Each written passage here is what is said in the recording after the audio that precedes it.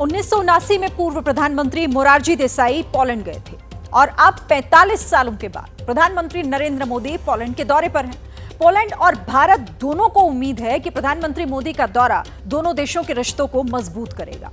Poland के साथ संबंधों में भारत के दो राजाओं की भी एक अहम भूमिका रही है, जिनकी दरियादिली को पोलैंड बरसों बाद भी भूल नहीं पाया है।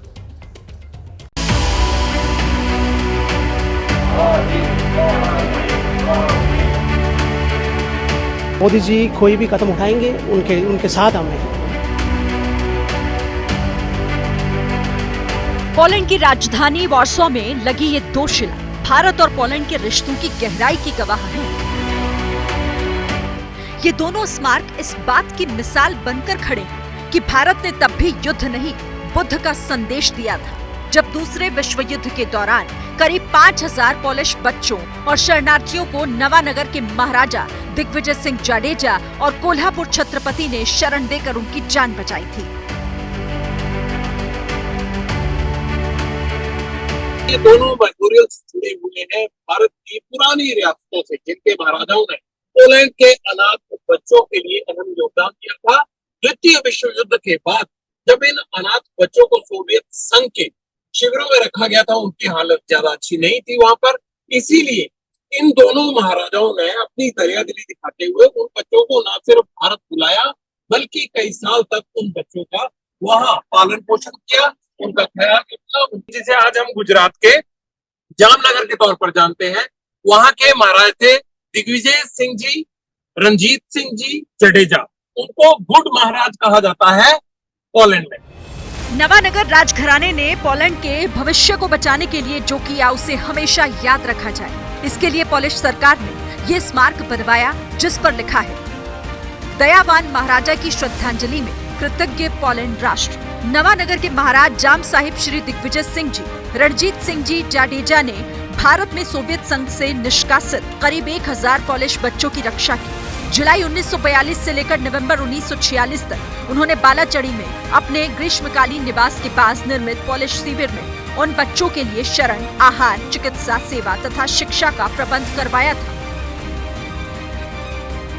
द्वितीय विश्व युद्ध के दौरान हजारों पोलिश शरणार्थियों को महाराष्ट्र के कोल्हापुर में शरण दी गई थी, जिसके लिए पोलैंड खुद को आज भी भारत का ऋणी मानता है, क्योंकि युद्ध के दौर से निकलने के बाद पोलिश लोगों को भारत के लोगों ने अपने परिवार की तरह रखा था। भारत के बहुत ज्यादा पॉलिटिकल लीडर्स या फिर जो हमारे देश के टॉप के जो है वो सियासतदान ना आए, लेकिन आप सोचिए कि द्वितीय विश्व युद्ध 80 साल पहले का इतिहास पोलैंड और भारत का आज भी यहाँ मिसाल की तरह खड़ा है। जो मसीहा के रूप में भूमिका निभाई थी तब के महाराजाओं ने, उसे आज भी पोलैंड याद करता है।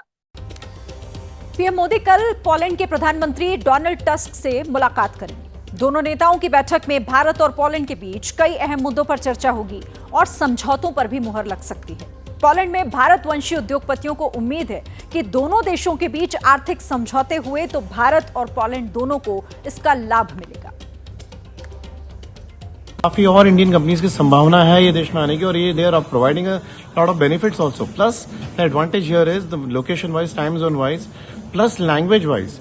देखिए French language, German language, there are multiple languages the Indian companies can operate out of it. जो इंडिया में हमें तकलीफ होती है, हमें इंडिया का बिजनेस यहाँ नहीं लाना है, हमें वो देखना है कि हमारे लिए क्या वैल्यू एडिशन हो सकती है as an Indian company to go global. देखिए फार्मा सेक्टर एक बहुत बड़ा सेक्टर है जिसमें इंडिया बहुत तेजी से बढ़ रहा है, और अगर वो पोलैंड की अच्छी कंपनी से कोऑपरेट और कोलैबोरेट करेंगे तो they can go global basically, because ultimately European product हो जाता है। सो अप्रूवल्स और बाकी सारी चीजों में तकलीफ नहीं आती है। And then when we talk about sector of IT में ऑलरेडी काफी इंडियन कंपनीज एक्टिवली इन्वॉल्व है पोलैंड में।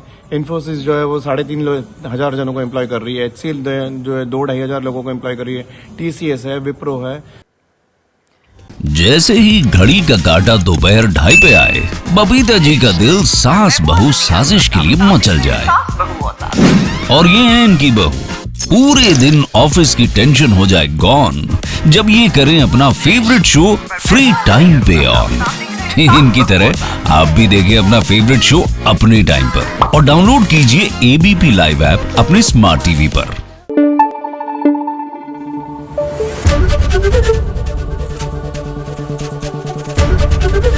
एबीपी न्यूज आपको रखे आगे।